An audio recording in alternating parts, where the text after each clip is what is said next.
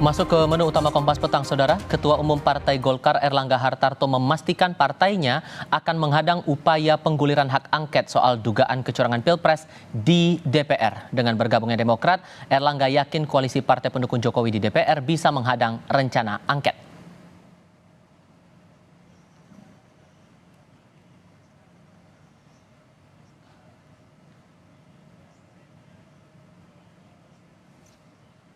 Ya kalau hak angket kan hak politisi DPR.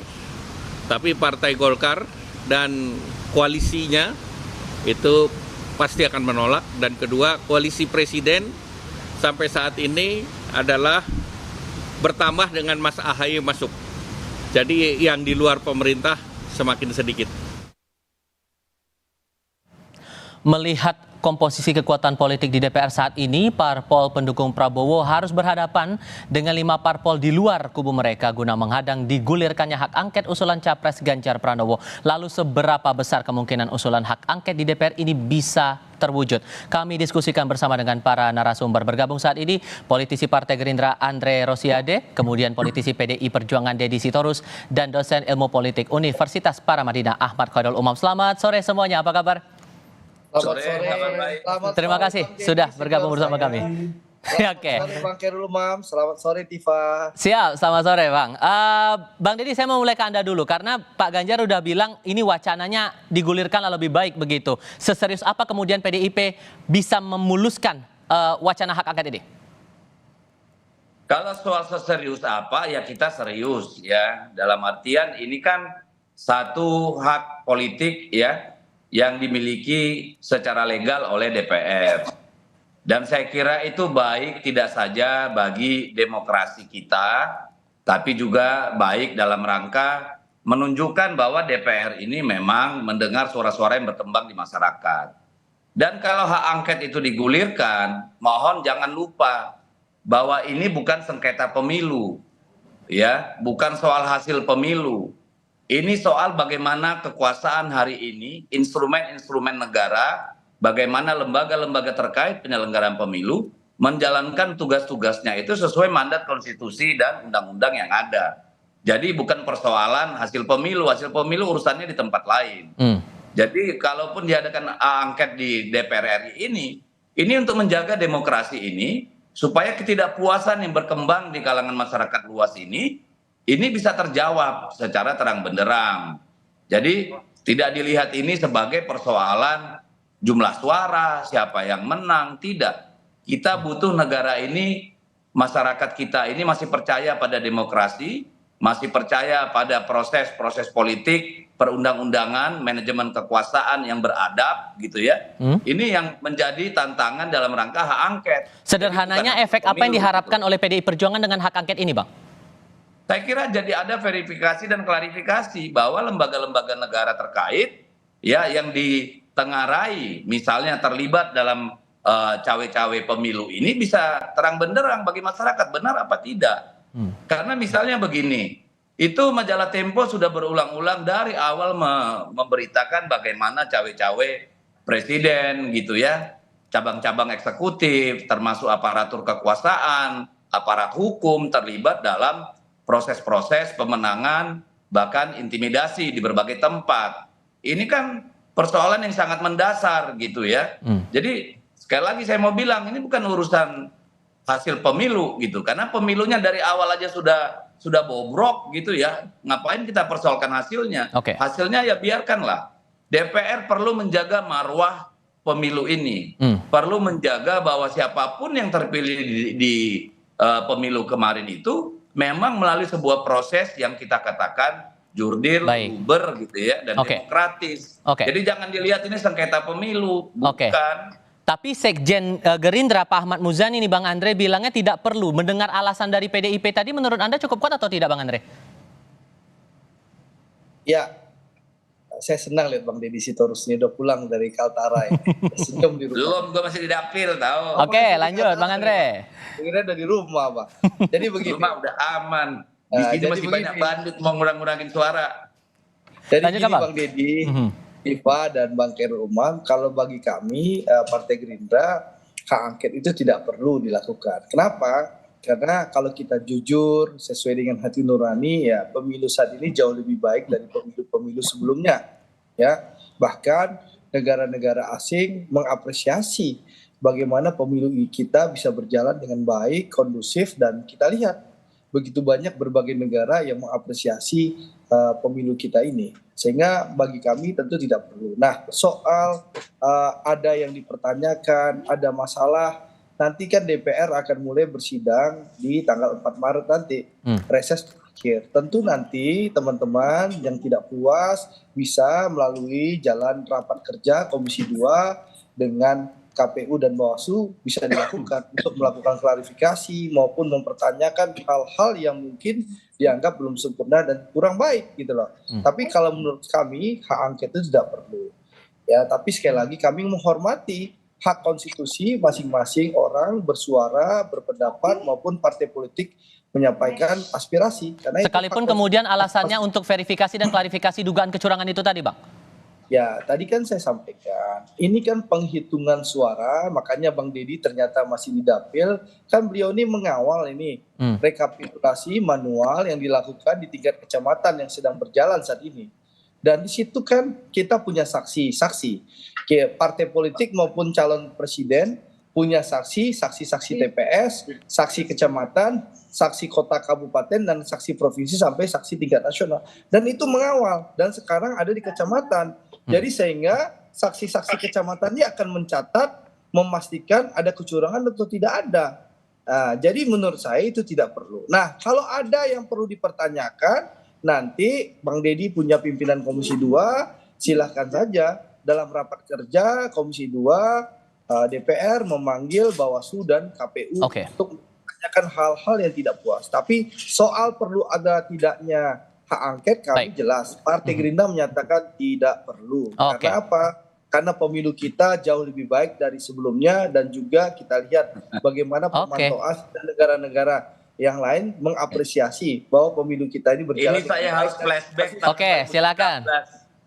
Ini saya harus flashback bagaimana komentar Andre tahun 2019, komentar Prabowo tahun 2019 ini. Jadi ini cuma tukar posisi aja kayaknya Pak Andre ya.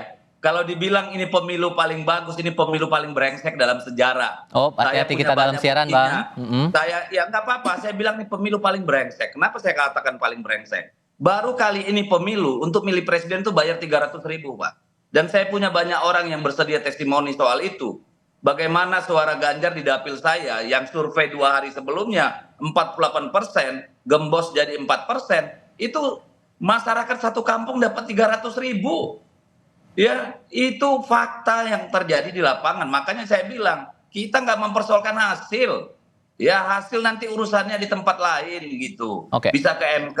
Ini bagaimana integritas pemilu kita, integritas eksekutif kita, integritas lembaga-lembaga terkait kepemiluan kita ini bekerja. Jadi itu yang jadi persoalan, bukan hasil pemilu. Hasil pemilu sudahlah.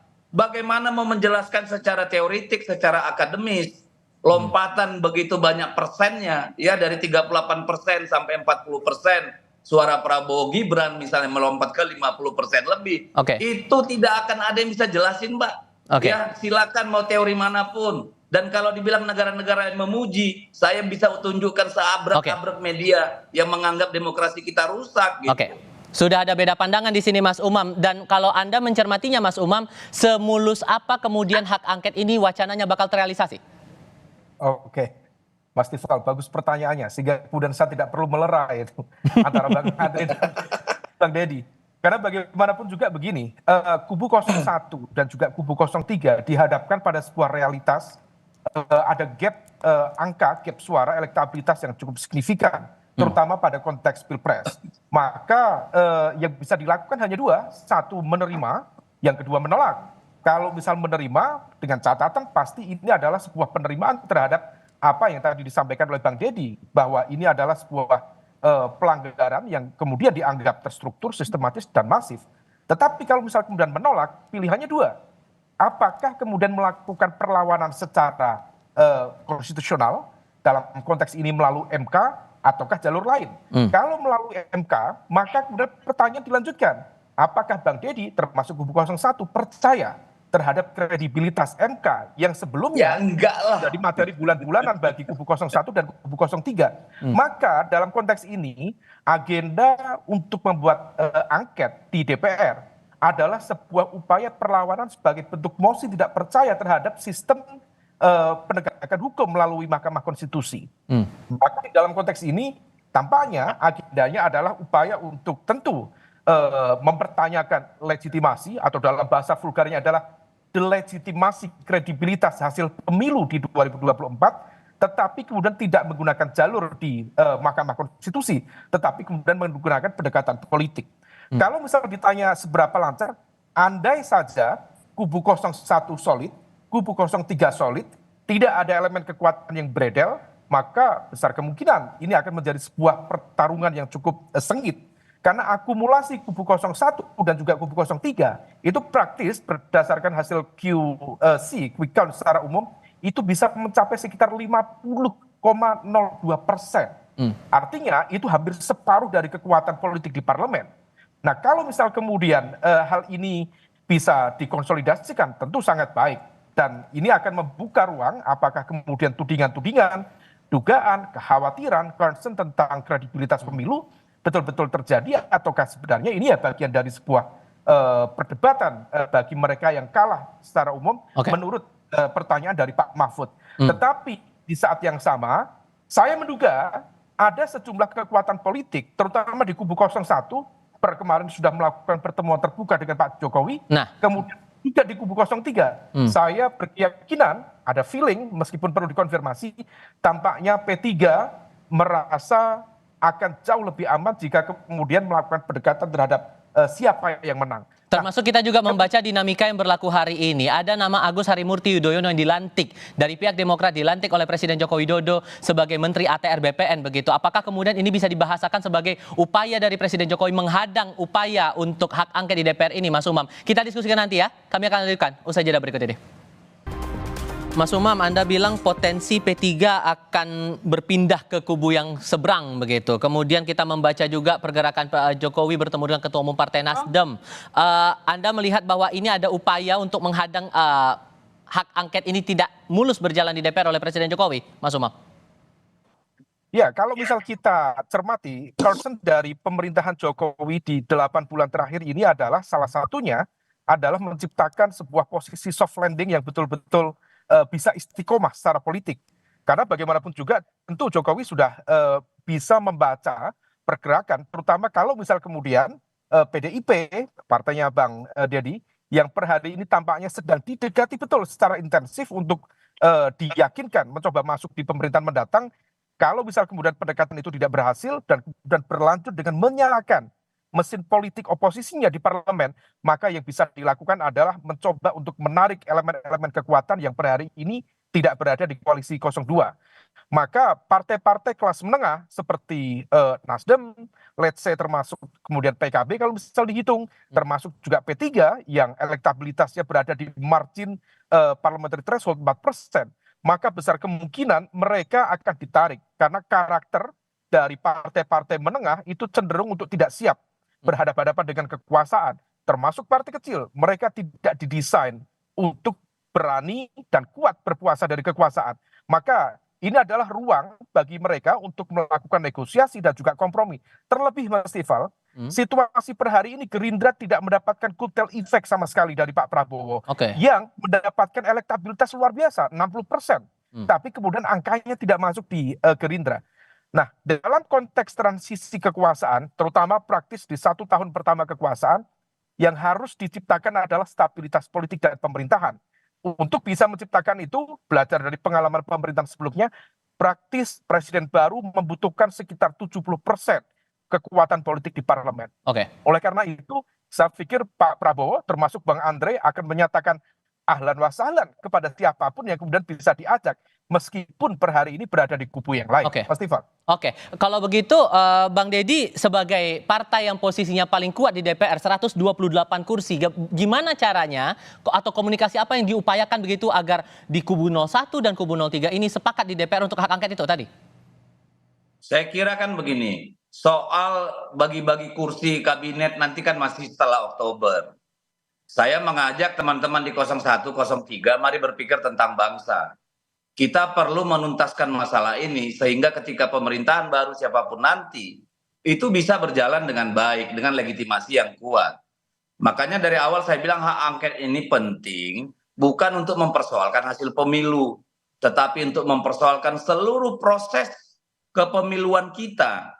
Bagaimana kita bisa meyakinkan publik, meyakinkan semua kontestan pemilu, bahwa yang kita laksanakan kemarin itu betul-betul konstitusional, betul-betul tidak ada intervensi kekuasaan, tidak ada manipulasi kekuasaan, tidak ada intimidasi, tidak ada politik kotor, kan itu yang penting. Ini adalah persoalan politik terkait dengan membangun peradaban politik. Berarti komunikasinya dengan PKB, mempersoalkan PKS, dan partai-partai lain gimana tuh Bang Deddy?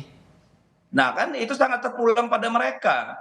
Kalau mereka juga mau menjadi bagian kekuatan politik yang mau dilihat rakyat sebagai peduli terhadap bagaimana membangun kelembagaan politik, proses politik yang baik dan benar, ayolah kita interpelasi. Karena apa? Tidak ada yang salah dengan interpelasi. Itu hak konstitusional dan kita pasti jaga itu sebagai proses, katakanlah, menyelesaikan persoalan-persoalan yang terjadi sampai pemilu kemarin, supaya pemerintahan berikutnya itu punya legitimasi yang kuat gitu loh. Jadi nggak usah ditakutin bahwa ini adalah upaya untuk katakanlah mendelegitimasi atau tidak puas. Itu saya kira itu jauh dari itu. Bagi kami yang penting bagaimana kita punya komitmen yang sama untuk menyatakan yes, this is a fair election. Ya, kalau itu sudah ya silakan. Kalau misalnya P3 nanti ternyata lebih peduli dapat 2 kursi atau Nasdem mau dapat 2 kursi, ya nanti rakyat akan menilai. Kalau gitu saya kasih giliran ke Bang Andre sekarang. Bang Andre, ini kalau dibandingkan selisih dari kursi di DPR saat ini, di kubunya 02 itu 261 kursi, sementara 01 ditambah 03, 314 kursi. Selisih 53 kursi, nggak khawatir nih saingannya sebanyak itu? Jadi pertama sebelum masuk pertanyaan Tifa ya, saya mau jawab berapa hal dulu. Bang Deddy mempertanyakan angka 38% Pak Prabowo kok bisa melejit menjadi 58%. Sebenarnya kalau Bang Deddy menyimak, karena mungkin sibuk di dapil dalam beberapa bulan ini, Profesor Khairul Umam ini hampir setiap hari warawiri di seluruh televisi termasuk di Kompas TV menjelaskan kenapa suara Pak Prabowo itu naik secara bertahap dari 38 ke 42, 43, 46, 47 sampai tembus di angka 51 dan 52 ya. Akhirnya tembuslah di angka 58. Sebenarnya Prof Khairul Umam itu sudah menjelaskan, mungkin karena Bang Deddy sibuk di dapil, bertarung di Kalimantan Utara, jarang nonton TV, kita pahami itu. Tapi jadi poinnya gimana tuh? Itu satu. Nah, poinnya Andre mengira saya di hutan nih, nggak ikutin berita ini. Kalau lanjut Bang Andre. 51 oke lah Andre, tapi 58% Andre. Itu Bang. It's beyond imagination Andre. Bang, ini ada silent majority yang keluar. No. Bentar Bang, gantian. Sampai mau habis pemilu. Bang Deddy tahan dulu, kasih kesempatan Bang Andre sebentar. Oke, silakan Andre, silakan. Saya kan sama senior ini harus sabar-sabar. Jadi gini Bang Deddy. Orang menang harus sabar memang. Iya. Jadi gini Bang, ini silent majority yang keluar dan muncul melihat perilaku di Minggu Tenang. Bagaimana ada serangan gelap terhadap Pak Prabowo dengan peluncuran film Dirty Vote. Kita terima kasih sama Dirty Vote itu. Karena Dirty Vote lah orang berbondong-bondong akhirnya yang masih ragu memilih Pak Prabowo akhirnya menentukan pilihan untuk memilih Pak Prabowo. Itu yang pertama. Yang kedua Bang Deddy ya, saya paham. Kalau mengutip kata Pak Mahfud itu kan yang calon wakil presiden yang Bang Deddy dukung, bahwa memang pihak yang kalah cenderung menuduh KPU itu curang. Itu kata Pak Mahfud, itu pernyataan beliau yang viral beberapa tahun lalu. Pak Mahfud ini cawapresnya Bang Deddy Sitorus. Nah, tapi tidak apa-apa. Sekali lagi, silahkan saja Bang Deddy dan kawan-kawan punya wacana, kami menghormati. Tapi sikap kami jelas bahwa kami merasa hak angket itu tidak perlu. Kalau memang butuh klarifikasi, butuh hal yang ditanyakan, memang kita wajar teman-teman menanyakan ke KPU dan Bawaslu. Memang meskipun ini jauh lebih baik dari 2019, tentu masih banyak yang tidak sempurna, yang ada permasalahan. Nah, untuk itu tentu DPR membuka ruang itu. Ada rapat kerja antara Komisi 2 dengan Baik. KPU dan Bawaslu. Monggo dipergunakan itu. Tapi Kesempatan kalau terakhir bicara saya berikan. interpelasi, Oke. bicara hak angket, tentu itu tidak perlu. Apalagi rakyat sudah menyampaikan Andre, jangan Baik. bikin waktunya, Andre, durasi. Oke, mayoritas rakyat sudah memilih Pak Tahan Prabowo. dulu. Oke, sekarang saya kasih kesempatan ke Mas Umam. Mas Umam, singkat saja. Ini saya gimana sedikit, caranya saya sedikit kalau aja. memang ternyata Saya dengan sedikit tantangan aja. yang tantangan sebesar ini, gimana kemudian proyeksi Anda? Ya, apa kalau menurut alasannya? Sabar, Mas Umam, Pak. silakan. Ya intinya ini adalah sebuah pertarungan politik dan tentu akan diselesaikan juga dengan cara-cara politik. Oke. Dan dalam konteks ini seringkali siapa yang menang itu memiliki bargaining position yang jauh lebih kuat untuk kemudian mengamankan, menetralisir, termasuk dengan cara memberikan skema kompensasi dan lain sebagainya.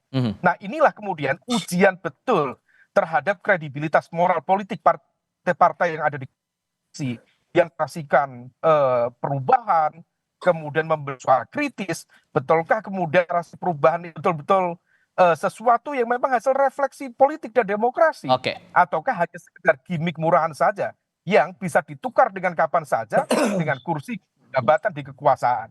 Oke. Jadi kita tunggu, ini adalah ujian real dan rakyat akan menilai dengan baik. Oke, Bung Deddy, singkat saja. Singkat saja saya bilang begini, dirty vote itu adalah faktual, dikerjakan oleh para intelektual akademisi. Potongan-potongan yang disampaikan oleh para intelektual di dalam film Dirty Vote itu sudah dibicarakan banyak orang selama berbulan-bulan. Kelebihannya Dirty Vote, dia menggabungkan sehingga menjadi satu informasi yang utuh. Oke. Yang saya aneh kalau dikatakan justru itu serangan hitam terhadap Pak Prabowo, justru salah.